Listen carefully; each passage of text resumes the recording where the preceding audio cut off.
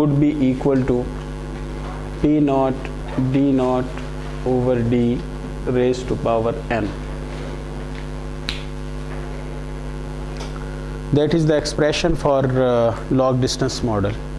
So in log distance model, because there would be no variations in the signal strength, time-based variations or fluctuation, so no uncertainty would be added into the model.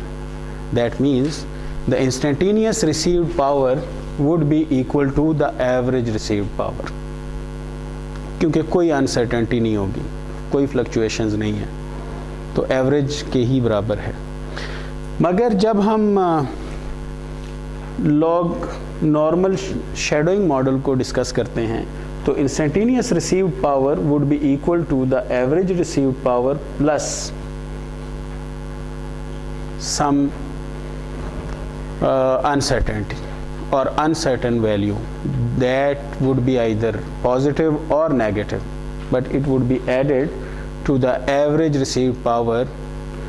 It will either decrease the instantaneous power below the average level or it may increase beyond the average. So the average received power formula then would be the log distance formula because it gives us the average value. Clear हो गया ये. और इसी तरह जो uncertainty है उसके कुछ पैरामीटर हमें मिलेंगे, जिनमें से एक parameter that would be the variance of uncertainty. तो इसको हम शैडोइंग का वेरिएंस भी कहते हैं. And the second thing that would be the mean value. So mean value of uncertainty, because it is modeled as the zero mean uniform Gaussian, तो mean value 0 होगी. Coverage reason, क्योंकि ये थोड़ा सा ज़रा रिवीजन इम्पॉर्टेंट है last lecture से. तो अगर हमारे पास x की मीन वैल्यू 0 है, PR की मीन वैल्यू फिर क्या होगी? जो एवरेज है वो मीन वैल्यू बन जाएगी, क्योंकि ये अनसर्टेनिटी है. बिल्कुल ऐसे ही जैसे आप एक साइनोसॉइडल 0 मीन पर एक साइनोसॉइडल है, उस साइनोसॉइडल में आप DC वैल्यू ऐड कर दें तो क्या होगा कि जो भी DC वैल्यू अगर आप 5 वोल्ट ऐड कर देते हैं तो मीन वैल्यू 5 वोल्ट पे आ जाएगी. मैक्सिमम वैल्यू अगर इसका एम्पलीट्यूड पहले से 1 था तो मैक्सिमम वैल्यू 6 वोल्ट पर चली जाएगी और मिनिमम वैल्यू 4 वोल्ट पे आ जाएगी. ठीक, क्योंकि अनसर्टेनिटी इसमें, खैर साइनोसॉइडल अनसर्टेनिटी तो नहीं है मगर फिर भी कंटिन्यूटी है. तो जो हमारे पास अगर वेरिएशन है तो DC के अंदर तो कोई वेरिएशन नहीं है, मगर जिसके अंदर वेरिएशन है तो उसकी मीन वैल्यू अगर 0 है तो DC वैल्यू टोटल का मीन बन जाएगी. बिल्कुल ऐसे ही इसके अंदर कोई वेरिएशन नहीं है, हम कहते हैं कि एवरेज पावर है, that would remain constant for the environment region, for the propagation reason.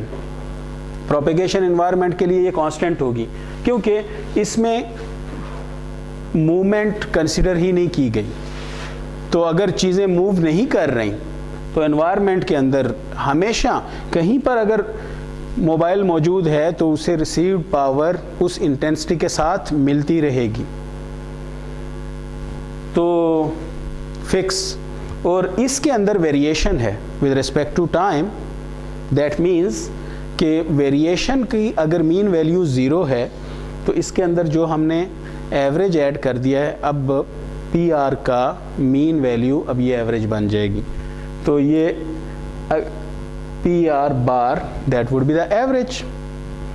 और हमारे पास जितनी अनसर्टेनिटी है तो ये माइनस इन्फिनिटी से प्लस इन्फिनिटी की तरफ हमारी अनसर्टेनिटी चली जाती है, क्योंकि जब हम नॉर्मल से उसे गॉसियन से मॉडल करते हैं तो गॉसियन की हालांकि बहुत कम प्रोबेबिलिटी है कि बड़ी हाई वैल्यू या बहुत ही लो वैल्यू आ जाए, मगर स्टिल प्रोबेबिलिटी इज देयर, तो प्रोबेबिलिटी हो सकती है।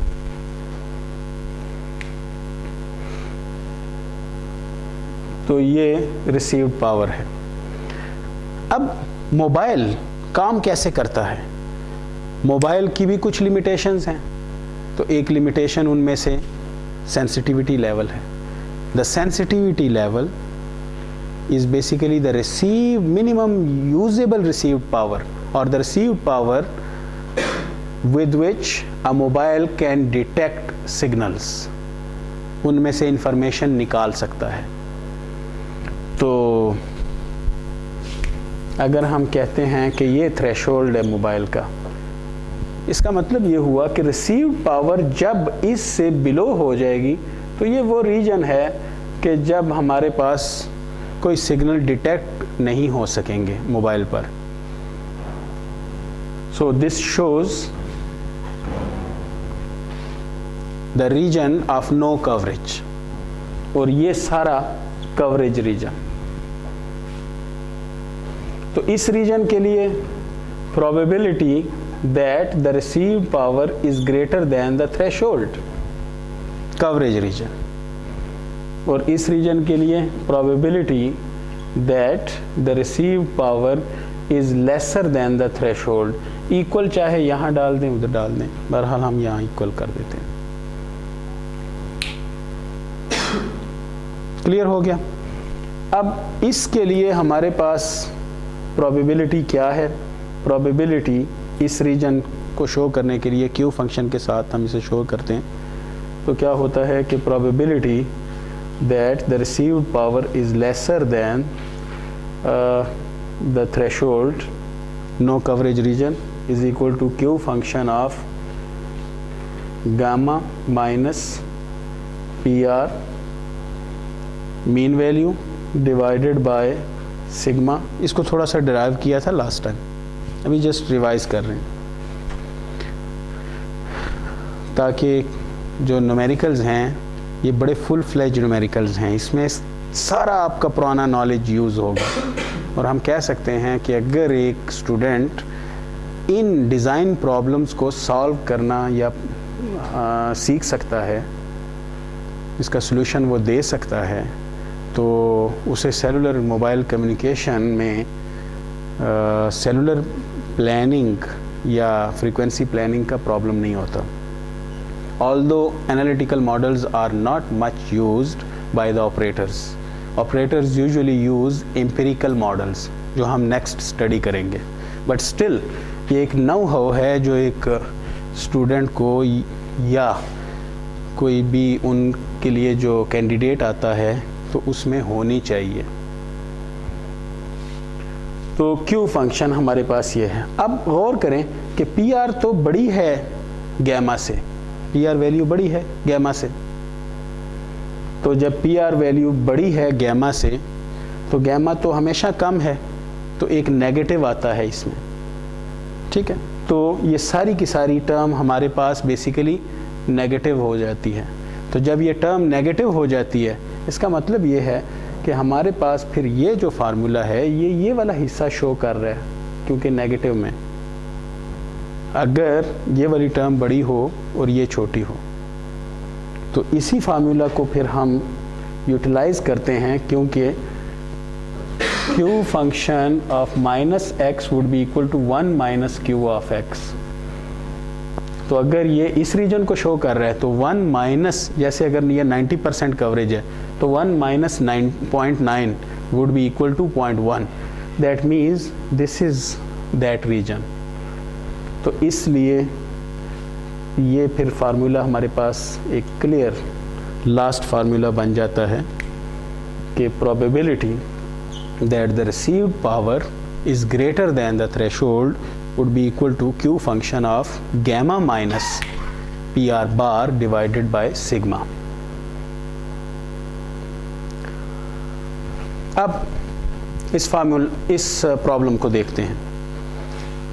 ये एक हमारे पास टिपिकल प्रॉब्लम है, तो इसका कोई वर्जन भी आपको सॉल्व करने के लिए दिया जा सकता है। A GSM 1800, that means GSM that is operating on the frequency of 1800 megahertz. Operator provides cellular coverage in Karachi. So the area of Karachi is given.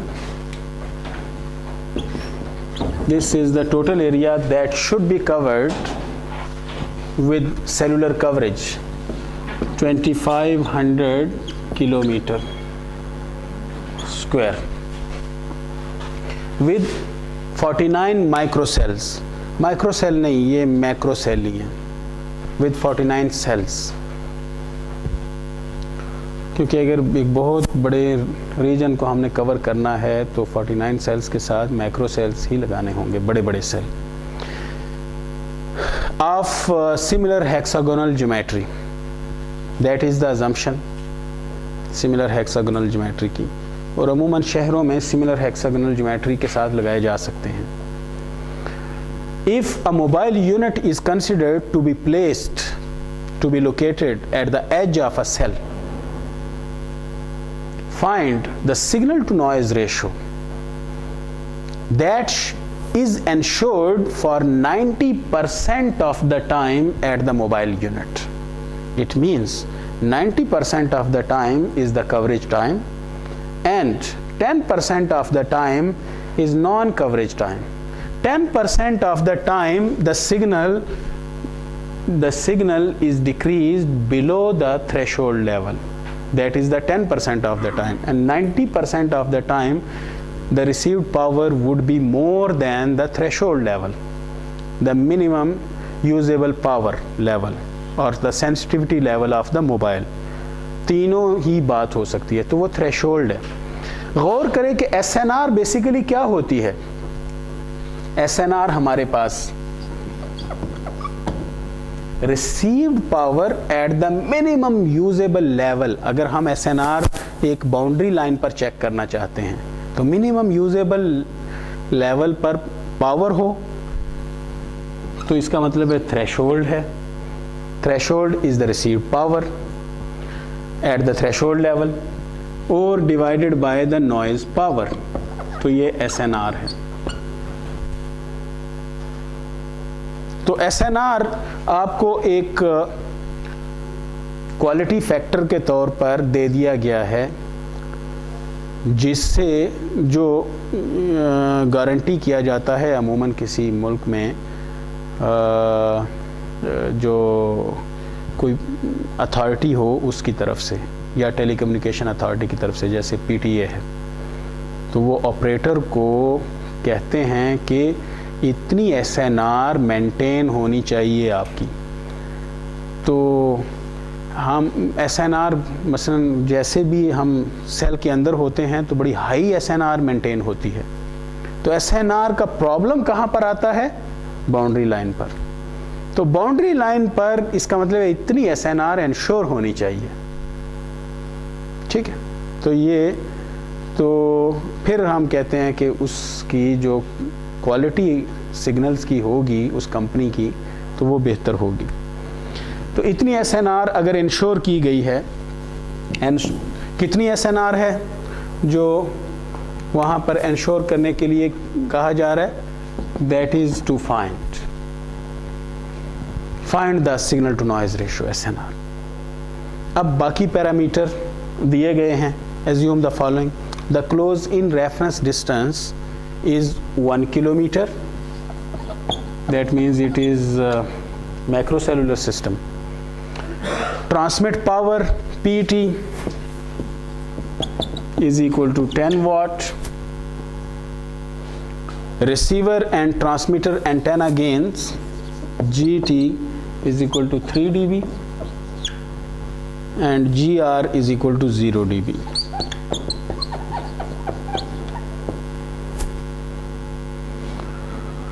The propagation beyond the close in reference distance occurs with a path loss exponent n is equal to 4. The path loss exponent has been provided. And now one more statement has been given, but usually इस तरह की statement दी नहीं जाएगी, ये आपने खुद environment से या उस प्रॉब्लम से एज्यूम करना है या वहाँ से आपने एक्सट्रैक्ट करना है कि follows the received power, the propagation beyond the closing reference distance follows a log normal distribution with standard deviation of this. अगर आपको log normal shadowing दे दी जाती है या आपको shadowing का वेरिएंस दे दिया जाता है, तो इससे आप समझ जाएं कि लॉग नॉर्मल शेडोइंग कंसीडर की जा रही है।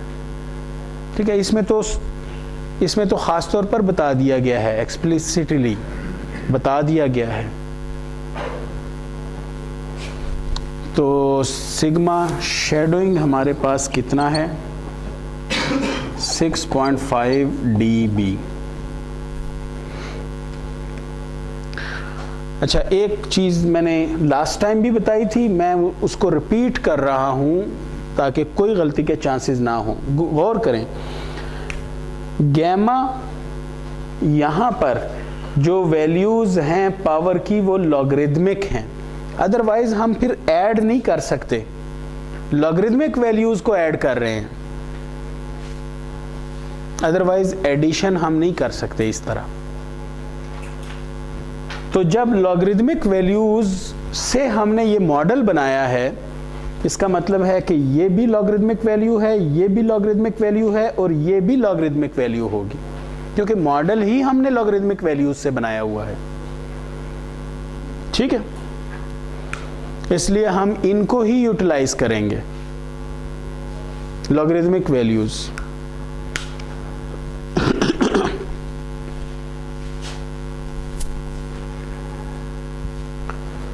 Sigma SH 6.5 dB. Now the normal temperature in Karachi is 27 degrees centigrade and log 27 degrees centigrade, that is the temperature, and log and noise figure of the mobile receiver is 10 dB.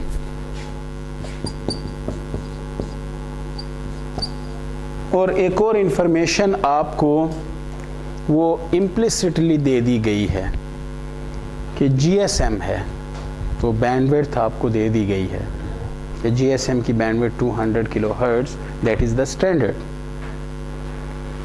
तो बहुत सारे इसमें मसले हैं, हमने कहाँ से क्या चीज़ शुरू करनी है।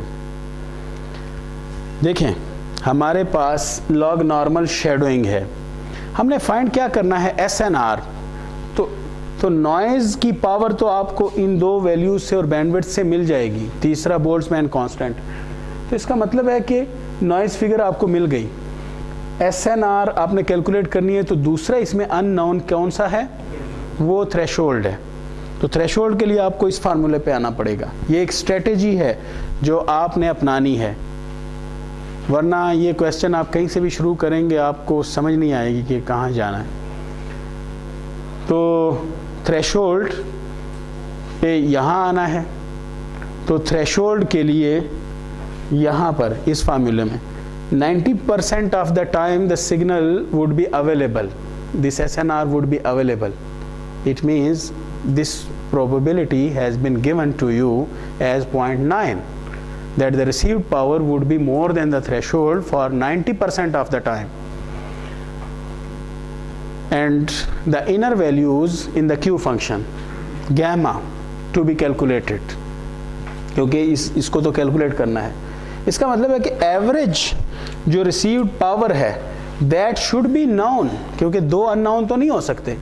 ये सिग्मा तो चलें गिवन है, ये सिग्मा SH आपको गिवन है, दिया हुआ है, तो ये फिर अननोन है।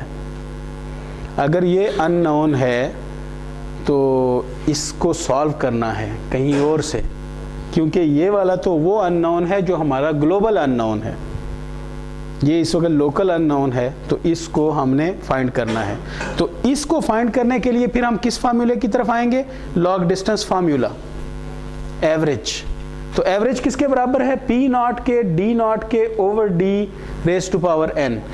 पी नॉट आपको फ्राइस की इक्वेशन से फाइंड करना है, डी नॉट की वैल्यू आपको गिवन है, एन आपको गिवन है, डी आपको गिवन नहीं है। That is the distance from the base station to the boundary of the cell, so that becomes the radius of the cell, क्योंकि बाउंड्री है। तो रेडियस के लिए कोई चीज गिवन है, दिया हुआ है, क्योंकि 49 cells cover the whole coverage region, 49 cell cover करते हैं। तो आपको उससे area of a single cell मालूम हो सकता है। Area of a single cell फिर हेक्सागोनल ज्योमेट्री के सेल्स हैं, इसका मतलब है कि आपको वहाँ से आर मिल सकता है रेडियस। तो अगर आर आपको मिलता है तो डी की वैल्यू आपको मिल जाती है, ठीक है। और पी नॉट आपको कहाँ से मिलेगा? फ्राइस की इक्वेशन। फ्राइस की इक्वेशन क्या कहलाती है? क्योंकि क्लोज इन रेफरेंस डिस्टेंस तक हम फ्राइस की इक्वेशन यूज कर सकते हैं, ठीक है।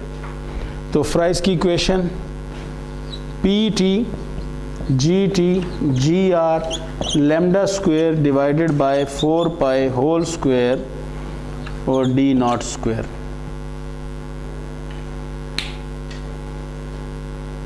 तो ये फ्राइस की इक्वेशन। तो इस इक्वेशन में आपको बाकी सारी वैल्यूज नाउन हैं, लैम्डा मालूम नहीं है। तो लैम्डा आपने कहाँ से फाइंड करना है?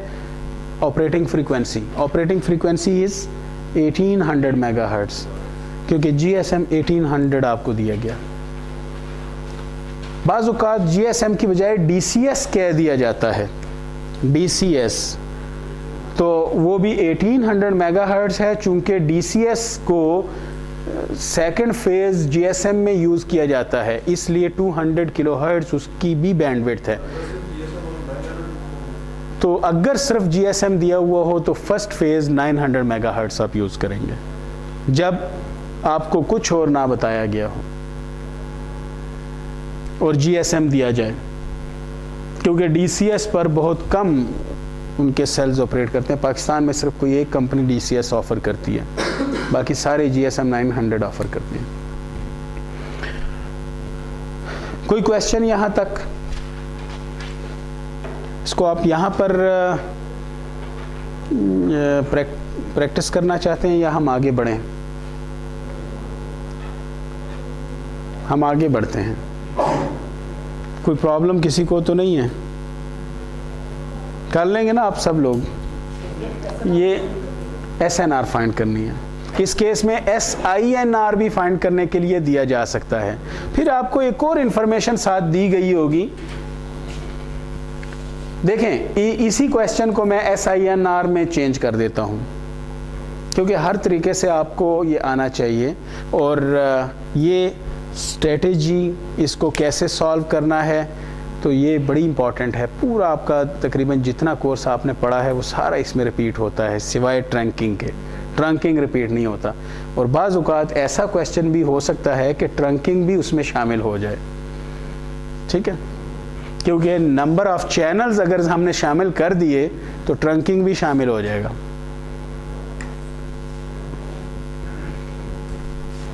नंबर ऑफ चैनल्स पर सेल, तो ट्रंकिंग भी शामिल कर देंगे।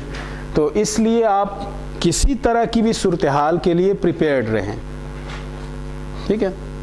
और यही आपको असल में कोर्स सिखाएगी, यानी लर्निंग आपकी तभी होगी। बाकी तो चलें, यहाँ मैं लेक्चर दे देता हूँ, आप पढ़ लेते हैं, तो ये नहीं है। आगे उसका यूज़, अप्लाइड नॉलेज समझ में आना चाहिए कि अप्लाई कैसे करना है। तो अगर SINR हम कह दें तो इसका मतलब ये है कि नॉइज़ पावर प्लस इंटरफेरेंस। तो आपको एक और इंफॉर्मेशन आपको दे दी जाएगी, और वो इंफॉर्मेशन कुछ यूँ होगी क्लस्टर साइज ये गिवन होगा, for example 7 is the cluster size that is used in this cellular system। 49 sales को यानी 7 क्लस्टर्स में डिस्ट्रीब्यूट किया गया है। ये इंफॉर्मेशन भी आपको गिवन हुई, दी गई। फिर आपको टीयर्स का अगर ना बताया जाए तो गौर करें, अगर 7 क्लस्टर्स हैं तो एक ही टीयर बनता है, ठीक है, तो एक ही टीयर बनता है, तो एक टीयर कंसीडर कर लें। और अगर आपको कभी भी ये इंफॉर्मेशन यानी ख़ास तौर पर ना दिया गया हो, ना कहा गया हो, तो एक टीयर आप कंसीडर कर सकते हैं, वरना टीयर के बारे में आपको कहा जा सकता है। Number of tears,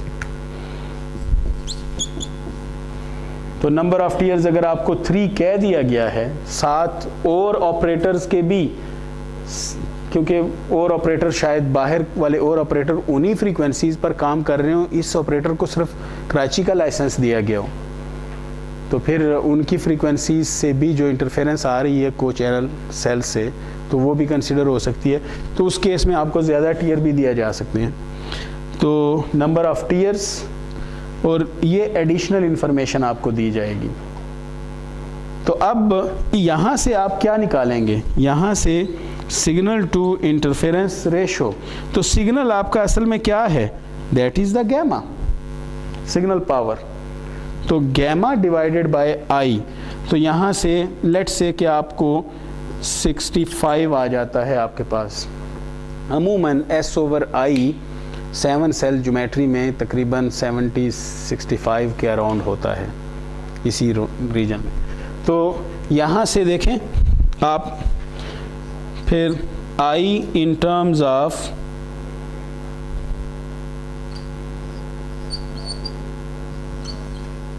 of gamma find करेंगे। तो गैमा की वैल्यू वहाँ से आई, तो यहाँ पर पुट किया तो यहाँ पर आई आपको मिलेगा। देखें इसमें कोई, ये भी लीनियर है, ये भी लीनियर है, तो इसका मतलब है जो गैमा की वैल्यू आएगी उसे आप लीनियरली कन्वर्ट करेंगे। और अगर आप लीनियर नहीं करना चाहते, इसे लॉगरिदमिक करना चाहते हैं, तो इतना मुश्किल वो भी नहीं है। तो गैमा माइनस 10 log ऑफ 65, ठीक है, तो log 65 का 10 log लेके उससे माइनस करके तो आप आई निकाल सकते हैं।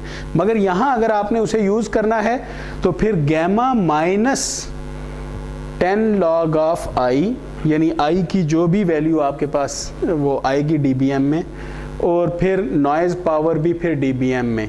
मगर याद रखें कि आप इनको लॉगरिदमिकली जब वैल्यूज़ आए आप ऐड नहीं कर सकते, आपने दोनों को ऐड आई और नॉइज़ को उस वक्त करना है जब वो लीनियर हों, क्योंकि लॉगरिदमिक में अगर एडिशन करेंगे that would be the multiplication,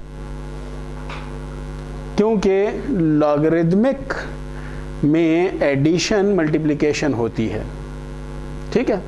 तो मल्टीप्लिकेशन वहाँ पॉसिबल है थ्रू एडिशन, और एडिशन लॉगरिदमिक में पॉसिबल ही नहीं है।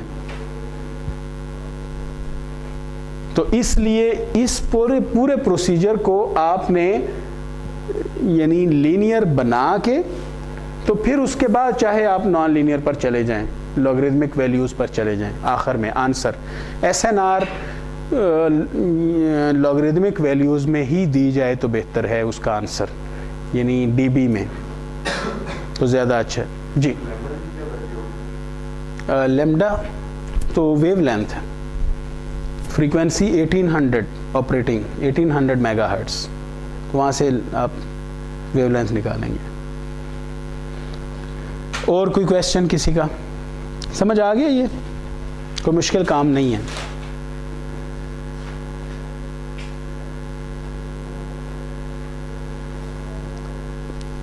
अब हम एम्पिरिकल मॉडल्स की तरफ चलते हैं।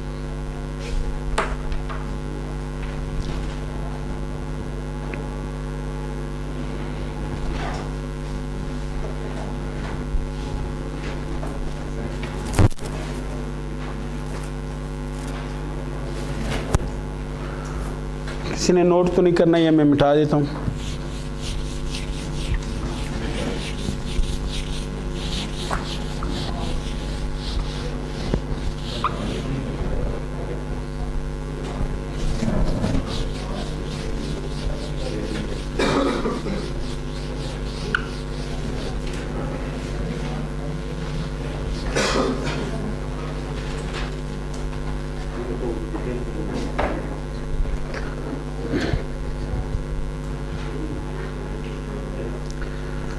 Silence, please. Now, there are two empirical models that were proposed in 1960s. ख़ास तौर पर उस ज़माने में जब एनालिटिकल मॉडलिंग का कॉन्सेप्ट नहीं था और एक्सप्रेशंस पे बाद में रिसर्च हुई, और उस वक़्त तक रिसर्च नहीं हुई थी। उस वक़्त तक सिर्फ फ्राइस की इक्वेशन मौजूद थी। तो मगर ये देखा गया था through ordinary practice, signal does not behave like a free space model in cellular regions, in mobile regions.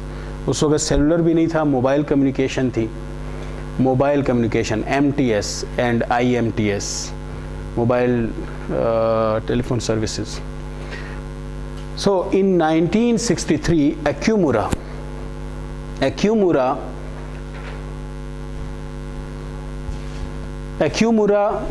proposed a model based upon its measurements, field measurements, and field measurements through extensive campaigns।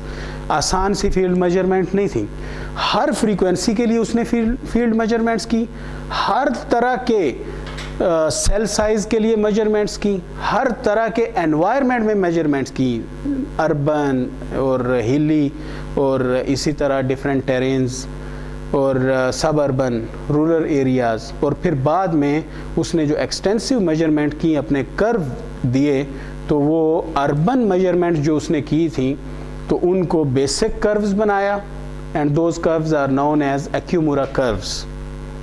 And Akumura curves were published in 1968।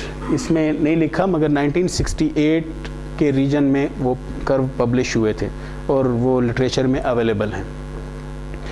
तो उन curves से हम path loss निकालते हैं, और path loss निकालने के बाद फिर उसमें अगर हमारे पास जैसी टेरेन एनवायरनमेंट हो तो उसके मुताबिक उसमें करेक्शन फैक्टर्स ऐड करते हैं। मसलन अगर हमने अर्बन एरिया में कर्व्स लिए हैं, अर्बन एरिया का पाथ लॉस है, तो मगर हम डिज़ाइन करना चाहते हैं सब अर्बन एरिया के लिए एक बेस स्टेशन या एक सेल, तो फिर हम क्या करेंगे कि सब अर्बन के लिए जो उसने गेन दिया हुआ है, गेन के कर्व हैं, उसमें से कुछ वैल्यू हम माइनस कर देंगे, तो वो एज अ गेन माइनस हो जाएगी, क्योंकि सब अर्बन एरिया में प्रोपेगेशन उतनी सीवियर पाथ लॉस नहीं है, शेडोइंग जितनी अर्बन एरिया में है, तो हम पाथ लॉस माइनस कर देंगे। फिर जब हमने माइनस किया, अब उसने जो बेस स्टेशन की हाइट कंसिडर की है अपनी मेजरमेंट कंपेन्स में, वो 200 मीटर है। अगर हम 400 मीटर का बेस स्टेशन लगाते हैं तो इसका मतलब है कि हमें गेन मिलेगी, तो 200 की गेन, तो उसका करेक्शन का फार्मूला है कि अगर एंटेना हाइट इतनी हो तो आप गेन यूज़ करें, तो हम उसमें फिर गेन ऐड कर देंगे, यानी उससे सब्ट्रैक्ट कर देंगे, तो नेगेटिवली सब्ट्रैक्ट कर देंगे। तो जब गेन उसमें से सब्ट्रैक्ट करेंगे पाथ लॉस कम हो जाएगा। मगर अगर हम 100 मीटर का बेस स्टेशन यूज़ करना चाहते हैं, 200 मीटर का बेस स्टेशन नहीं यूज़ करना चाहते, 200 मीटर का तो हाई टावर है, तो हम वो नहीं यूज़ करना चाहते, फिर इसका मतलब है कि हमें वो पाथ लॉस नहीं मिलेगा जो उसने फाइंड किया है, हमें उससे ज़्यादा पाथ लॉस मिलेगा। क्यों? क्योंकि अब लॉस ज़्यादा आएगा, क्योंकि एंटेना हाइट बेस स्टेशन की कम है। तो इसका मतलब है कि अब हम पाथ लॉस में मज़ीद लॉस ऐड कर देंगे। तो इस तरह करेक्शन फैक्टर्स किए जाते हैं। तो इसी तरह मोबाइल की जो हाइट कंसीडर की गई है वो 3 मीटर कंसीडर की गई है। A mobile antenna that was mounted on the vehicle, और वही व्हीकल थी जो मेजरमेंट्स करती फिर रही थी पूरे शहरों के अंदर, ख़ासतौर पर टोक्यो के एनवायरनमेंट में। तो वो गाड़ी, तो गाड़ी के ऊपर एंटेना फिक्स था और उसकी हाइट कितनी थी ज़मीन से? वो थी 3 मीटर। मगर अगर हम पेडिस्ट्रियन के लिए करना चाहते हैं तो पेडिस्ट्रियन की जो एंटेना हाइट कंसीडर की जाती है, उसकी हाइट यानी कान तक, तो वो 1.5 मीटर कंसीडर की जाती है। इसका मतलब है कि हमें अब मज़ीद लॉस उसमें ऐड करना होगा अगर हम पेडेस्ट्रियन को लेते हैं। मगर अगर हम किसी ऐसे छत को लेते हैं, मसलन घरों के अंदर के जो मोबाइल का जो एंटेना है वो छत पर लगाते हैं। आप लोगों ने शायद अब रवाज ख़त्म हो गया है क्योंकि मोबाइल सबके पास हैं। तो पहले ऐसा था कि गांव में ये मोबाइल लिंक वाले तो ये पीसीओ की सर्विस देते थे, और जिसने पीसीओ लगाया होता था वो मोबाइल लिंक के उस सिग्नल पर करता था, जीएसएम पर काम करता था। तो उसने घर के ऊपर या दुकान के ऊपर एंटेना लगाया होता था। तो इसका मतलब है कि मोबाइल एंटेना हाइट अगर आप ज़्यादा कर दें तो आपका पाथ लॉस कम हो जाएगा, तो आप गेन हासिल कर रहे हैं। ठीक है, तो इस तरह एक्यूमुरा के कर्व्स को हम यूज़ कर सकते हैं अपनी कैलकुलेशंस के लिए। So Akumura Hata, and Hata was the second Japanese scientist who converted the Akumura curves into proper empirical equations। मसलन एक कर्व है, कर्व अगर हमें एक कर्व ने ये वाली वैल्यू दी है, कर्व ऐसे जा रहा है उसका रिस्पॉन्स। अब इस कर्व को अगर मैं फिट करता हूँ थ्रू रिग्रेशन लाइंस, और इन चीज़ों का कॉन्सेप्ट स्टैटिस्टिकल थ्योरी में शायद कहीं पढ़ा हुआ आप लोगों ने, तो स्टैटिस्टिक्स में इसके बारे में काफ़ी इंफॉर्मेशन है। तो अब इसको अगर मैं मॉडल करना चाहता हूँ थ्रू सम इक्वेशन, तो मैं एक इक्वेशन बनाऊँगा। अब वो इक्वेशन लाजमी बात है कि ज़रूरी नहीं है कि वो टी स्क्वायर आए, हो सकता है कि वो 2.1 टी रेज़ टू पावर 2.5 इस तरह का कोई रिस्पांस आ जाए। वजह क्या है? क्योंकि कर्व को मैंने फिट करना है बस हिट एंड ट्रायल के ज़रिए, तो वो कर्व आखिरकार यानी जब मैं फिर इसके ज़रिए इक्वेशन ड्रॉ करता हूँ तो वो इस पर फिट हो जाएगा, यानी मैच करेगा इसके बिहेवियर को। तो इस तरह कर्व फिटिंग की जाती है। तो हैटा ने क्या किया, उसने इक्वेशंस बना दी, क्योंकि कर्व्स को हर वक्त लेकर फिरना मुश्किल काम था, इक्वेशन ज़रा इजी काम था। बस आप सीधा सीधा अपना जो सेल का साइज़ निकालें, जो भी सेल का साइज़ है, और बस उस फार्मूले में डाल दें इन किलोमीटर्स, और फ्रीक्वेंसी इन मेगाहर्ट्ज़ उस फार्मूले में डाल दें, तो आपको पाथ लॉस आ जाएगा। आपको ना कर्व देखने हैं, ना उसके बारे में फिर वो रूलर ले कर आपको कर्व की वैल्यूज़ निकालनी है, वो मुश्किल काम नहीं करने पड़ेंगे। तो हैटा ने उस काम को थोड़ा सा इजी किया। इसलिए ITU ने, इंटरनेशनल टेलीकम्युनिकेशन यूनियन की जो कमेटी थी, तो टेक्निकल कमेटी, उसने फिर यूं किया कि उसको एज द रिकमेंडेशन पब्लिश कर दिया, ITU की रिकमेंडेशन। यानी मोबाइल कम्युनिकेशन के लिए अगर सेल की प्लानिंग करना चाहते हैं तो इनको एज द स्टैंडर्ड यूज़ किया जा सकता है। तो ये कर्व्स काफ़ी आज तक तकरीबन बहुत सारे ऑपरेटर्स वो एनालिटिकल मॉडल यूज़ नहीं करते, एक्यूमुरा हैटा के मॉडल को यूज़ करते हैं, एम्पिरिकल मॉडल्स को। यानी इतना ये कामयाब हैं। मगर आस्ता आस्ता अब एनालिटिकल मॉडल्स में इतनी इम्प्रूवमेंट आ गई है कि ज़्यादा बेहतर तौर पर सेल मॉडल किए जा सकते हैं स्टोकेस्टिक प्रोबेबिलिस्टिक अप्रोच के साथ। जैसे हमारा लास्ट एनालिटिकल मॉडल है जिसका न्यूमेरिकल हमने देखा है, तो log normal shadowing normal distribution के साथ, फिर नाकागामी के साथ, गामा डिस्ट्रीब्यूशन के साथ, मुख्तलिफ डिस्ट्रीब्यूशन लेकर तो अब रियलिस्टिक मॉडलिंग की जाती है जो ज़्यादा मैच करती है रियलिस्टिक एनवायरनमेंट को। Anyway, these curves are applicable for the frequencies in the range from 150 megahertz to 1920 megahertz. That means 150 megahertz was that frequency on which the first MTS system was launched, mobile telephone services जो launch किया गया था। बाद में उसमें 500 megahertz वाली frequency range शामिल की गई और उसके बाद फिर 800 पे ले जाया गया। तो इसलिए शुरू में इन कैलकुलेशंस, इन मेजरमेंट्स को भी दिया गया ताकि ये हर तरह के, आज भी कम्युनिकेशन के लिए, बहुत दूर दराज कम्युनिकेशन के लिए, ख़ास तौर पर हिली एरियाज़ में VHF यूज़ किया जाता है। VHF यूज़ किया जाता है, वायरलेस लोकल लूप्स के तौर पर भी VHF यूज़ किया जाता है। और VHF ये 150 और ऑनवर्ड रेंजेस हैं, 300 मेगाहर्ट्ज़ तक। तो ये कर्व्स उनके लिए भी एप्लीकेबल हैं और फिर उसके बाद ये UHF रेंज के लिए भी एप्लीकेबल हैं। तो UHF रेंज जो 300 से फिर 3000 मेगाहर्ट्ज़ तक चली जाती है। Distances, it can cover distances और cell sizes of 1 kilometre to 100 kilometre. इसका मतलब है टोटली मैक्रो सेलुलर सिस्टम के लिए है। Effective antenna heights from 30 metre, base station की heights from 30 metre ordinary base station up to 1000 meters, that means those base stations which would be mounted on the hillsides।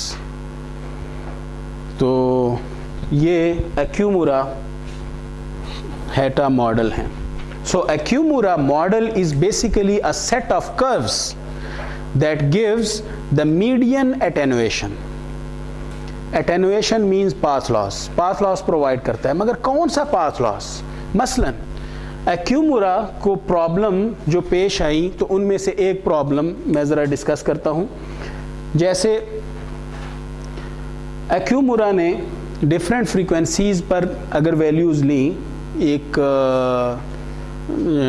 Cell का size लेकर, तो let's say कि cell का size है 1 kilometre, तो frequency जैसे high होती गई तो लाजमी बात है कि कर्व के जो रिस्पांस थे, यानी पाथ लॉस, वो बढ़ता गया, क्योंकि फ्रीक्वेंसी हाई होती जाएगी तो अटेनुएशन एटमॉस्फेयर में बढ़ती जाएगी।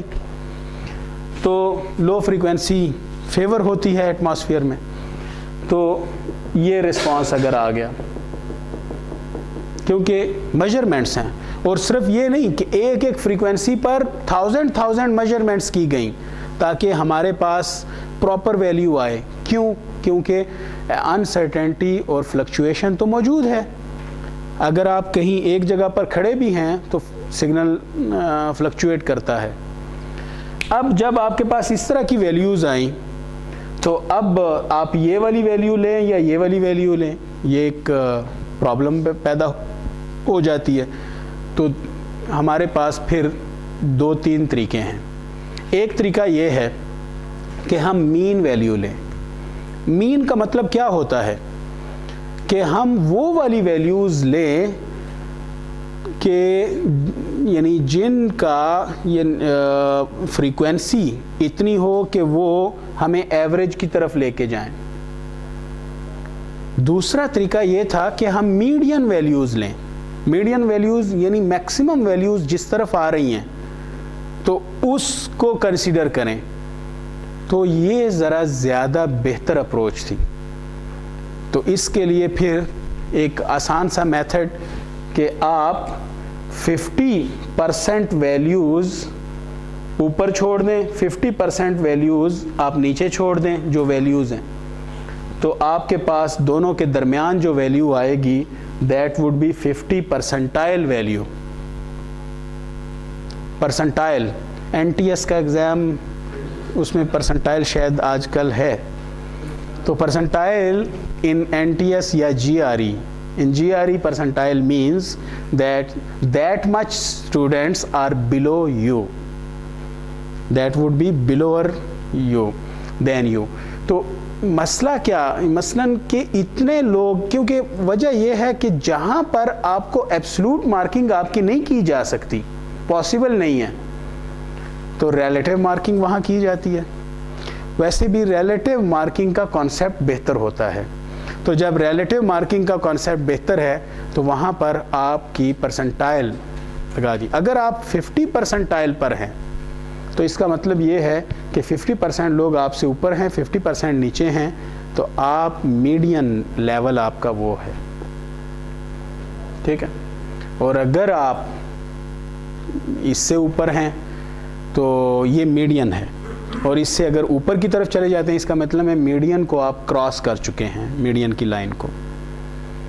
तो हम यहाँ पर कोई एग्ज़ाम वगैरह या उसका मसला नहीं है, तो इसलिए हमने तो वो वैल्यू लेनी है जो प्रैक्टिकल के ज़्यादा करीब हो, जो प्रैक्टिस के ज़्यादा करीब हो, रियलिटी के ज़्यादा करीब हो। तो रियलिटी के करीब 50 परसेंटाइल वाली value. So the curves, the set of the curves that gives median attenuation relative to free space, those curves are known as AMU attenuation at the median level from urban area. A attenuation ये median और ये urban को show करता है। तो urban area के curves ये उसके मेन कर्व हैं, मेजर कर्व्स, सबसे इंपॉर्टेंट कर्व्स। इसके बाद बाकी करेक्शंस हैं, बाकी सारे कर्व्स उसके करेक्शंस हैं। तो an urban area over quasi smooth terrain was considered and the mobile antenna height that was considered was 3 metre. These curves were developed from extensive measurements, and extensive measurement campaigns were made to achieve those curves or measurements. So the path loss can then be calculated by determining AMU from the curves with two parameters. One is the distance, that is the radius of the cell, and the second parameter, that is the operating frequency. ये दो parameters आपके पास होने चाहिए। And then the correction can be made like type of terrain. So this is the major formula. 50 percentile value in dB is equal to the free space path loss, and free space path loss would be calculated through Fry's equation. वही Fry's equation के जरिए कि जब कोई attenuation path की वजह से, दूसरे मीन्स की वजह से ना हो, ऑब्स्टेकल्स की वजह से ना हो, तो फ्री स्पेस, फिर उसमें ये कर्व की वैल्यू, कर्व से मीडियन वैल्यू लेकर अटेनुएशन की वो हम ऐड करेंगे। उसके बाद उसमें से एंटेना हाइट की वजह से, ट्रांसमीटर एंटेना हाइट की वजह से जो गेन आ रही है उसे माइनस करेंगे। फिर मोबाइल और रिसीवर एंटेना हाइट की वजह से जो गेन आ रही है वो माइनस करेंगे। तो अगर पेडिस्ट्रियन है तो वो लॉस में चेंज हो जाएगी, तो वो माइनस में वैल्यू आएगी, तो वो खुद ही इसको प्लस कर देगी, इस माइनस को, तो ऐड हो जाएगी। और फिर इसी तरह हम एरिया का गेन उसमें से माइनस करेंगे। तो अगर हम मॉडल करना चाहते हैं अपने बेस स्टेशन को एक अर्बन एरिया के लिए, तो उसमें से फिर हम कुछ भी माइनस नहीं करेंगे। क्यों? क्योंकि AMU बेसिकली अर्बन के लिए है। मगर अगर हम सब अर्बन के लिए करना चाहते हैं तो वो हमें गेन प्रोवाइड करेगा, वो माइनस करेंगे। और अगर हम रूरल के लिए करना चाहते हैं तो मज़ीद गेन वो प्रोवाइड करेगा, वो हम उसमें से माइनस करेंगे। तो वो कर्व आपको दिए जाएंगे। एनवायरनमेंट गेन वही एरिया की वजह से, यानी अगर एनवायरनमेंट हिली है तो वहाँ गेन नहीं बल्कि लॉस ज़्यादा होगा सिग्नल का। तो हिली के लिए भी उसने कुछ करेक्शंस दी हुई हैं। इसी तरह मिक्स सी लैंड एरिया के लिए, जैसे सिडनी का एरिया है या जापान के बहुत सारे एरियाज़ हैं, तो उसके लिए भी जो क्लिफ्स वगैरह